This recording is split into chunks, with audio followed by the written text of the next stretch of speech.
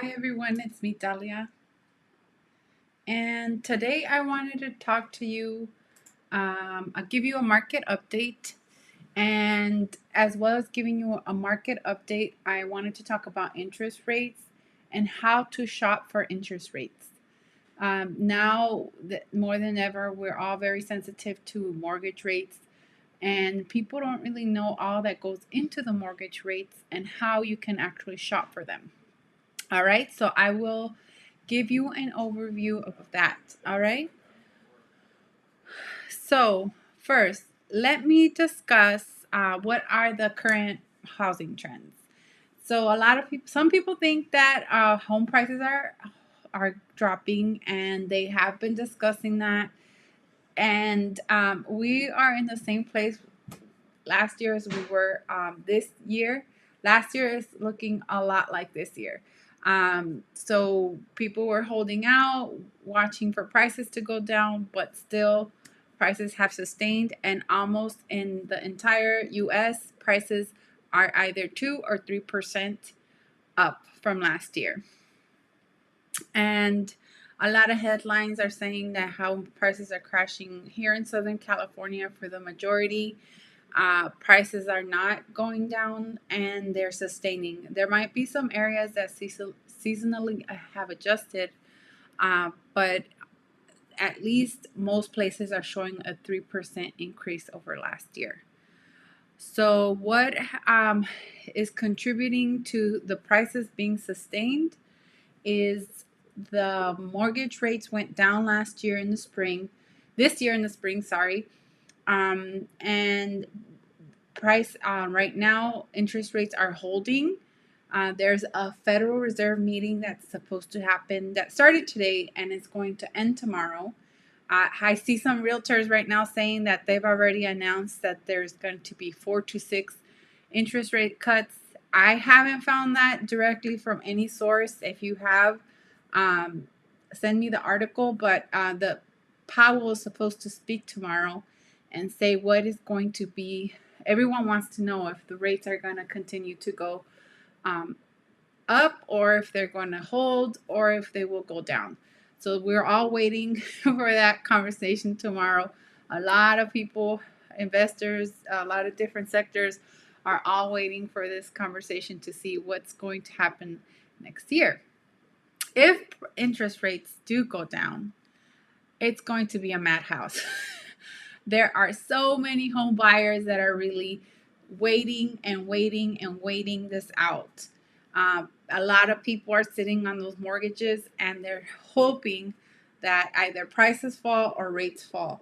So we'll see. If the rates do go down, I know that prices are going to go up in Southern California. We're going to see like lines out the door, just like we did last spring.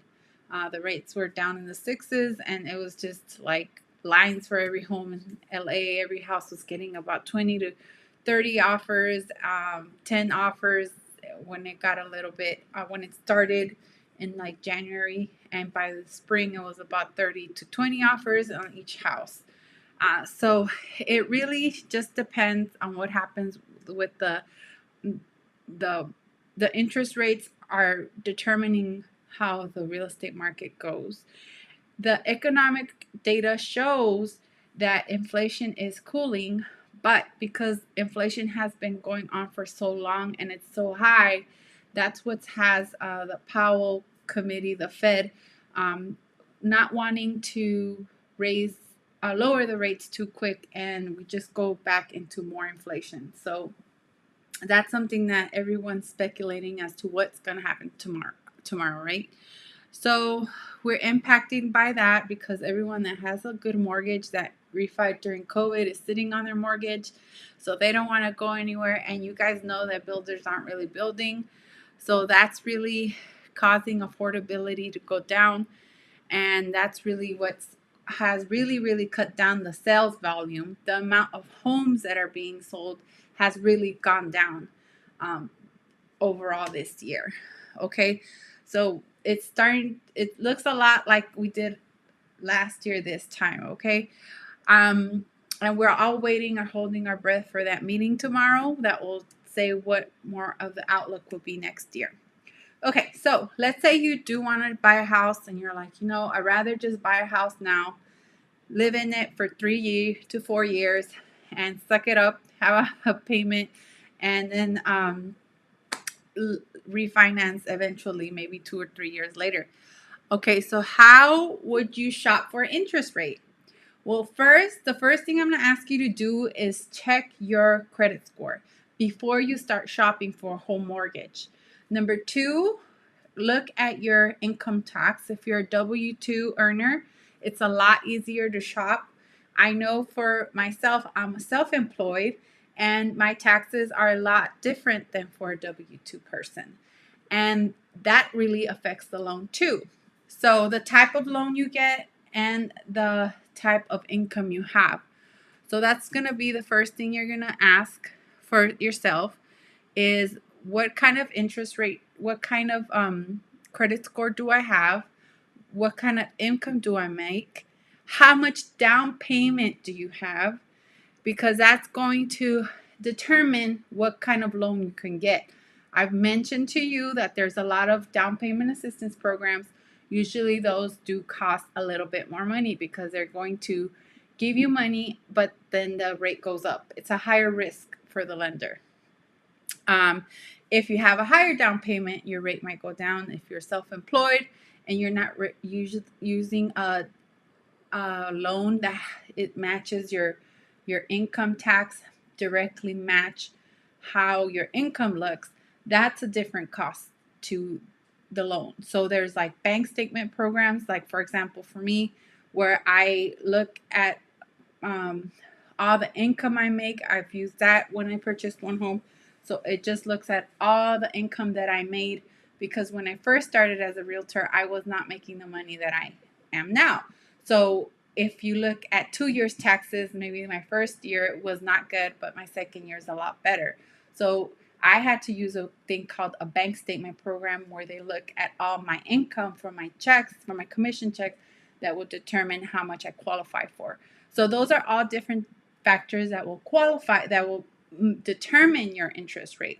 So once you've gathered all your documentation, you figure out your financial situation, your down payment, your credit score, you figure out kind of what kind of loan you want to get. You want to start looking then for the rate. There's 3 different ways I'll go about this.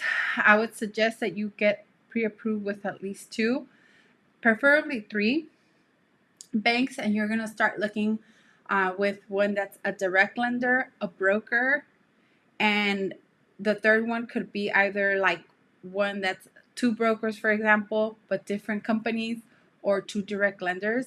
So there's different things that I'm going to break down here. So what's a mortgage broker? A mortgage broker can go and talk to about 200 or 100 different lenders on your behalf, and they'll look at your file and be able to shop for you. But there will be higher costs on because they are providing you a service. So you have to look at that. A direct lender could be someone like, for example, like Bay Equity. They're like or East West Bank, a bank that just will lend, that gives you the loan, and they originate and they do all of the financing. So they're not going to present your information to several different other banks. It's just one bank that your loan goes there.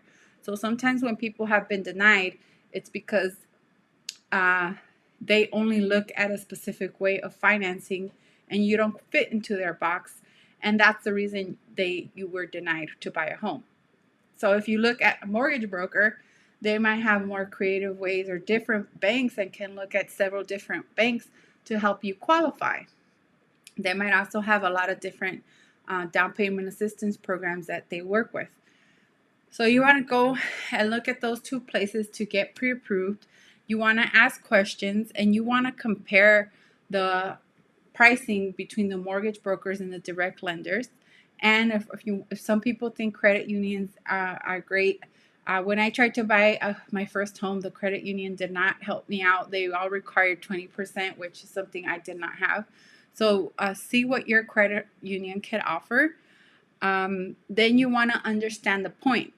So the points are, so let's say you ask a lender, oh, what's your interest rate? One person could tell you 7%, another person could say 6.1. But you have to also have to ask, what are the discount points you're charging me? Because they could charge you money for that rate they're giving you. So it's not just like one answer. They have to say, what's the rate and what's the points?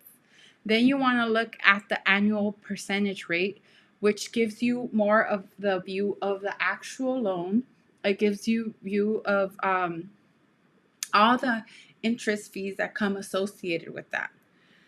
And, um, you know, if you get a 15-year mortgage over a 30-year mortgage, of course, the 30-year mortgage is going to cost more. But in California, most people cannot afford a 15-year mortgage. And once you do get this comparison, just know that your rate is not locked in until you found the dream and the home, or your home that you want to purchase, and you actually lock in the rate. So that's another thing to consider. Once you figure out the pricing, you can see who in general what's going to work for you. Also look at how they answer your questions. Are they available on the weekends? Who's going to service you better, because this is a long term commitment. It's a 30-year mortgage for most of us, and the availability and the service that you get from each broker, from each loan officer, is different. I'm so sorry.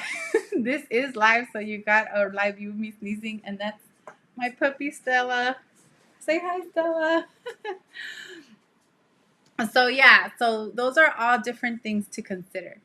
All right, guys. So I've talked a lot. If any of you have questions, this was a longer live. If you have questions about shopping for a loan, or different loan banks, direct lenders, brokers that could be recommended to you, whether you're self-employed or W-2, or if you want to get qualified based on your assets, just income that you have in the bank or other things, just let me know and we'll find you a way to get your home. All right. Thank you so much, and I hope you have a great day. Take care.